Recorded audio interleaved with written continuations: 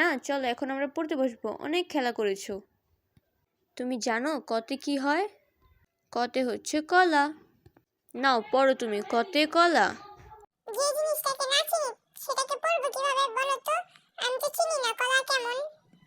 এই যে তোমার বইয়ের মধ্যে কলা। এটা কি মিষ্টি না টক? এটা মিষ্টি ফল। তাহলে আমি খেয়ে দেখি এটা কেমন মিষ্টি। আমি কলা না খেয়ে পড়বো না, আমার কলাটা খেতে হবে তারপরে পড়বো। তোমাকে পড়াতে গিয়েও তো একটা যন্ত্রণায় পড়ে গেলাম। এই যে নাও তোমার কলা। এত ছোট কেন কলা? তুমিও তো ছোটই। আমাকে কলাটা ছিঁড়ে দাও।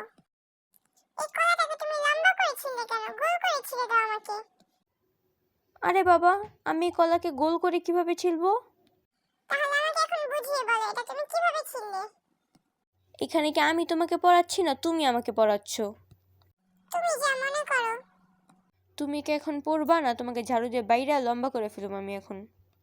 ঝাড়ু দেওয়া এলে কি সত্যি লম্বা হওয়া যায়? ট্রাই করে দেখতে পারো, তুমি ট্রাই করবে? তুমি আগে বলবে না যে ঝাড়ুর বাড়ি খেলে লম্বা হয়, তাহলে তো আমাকে কেউ আর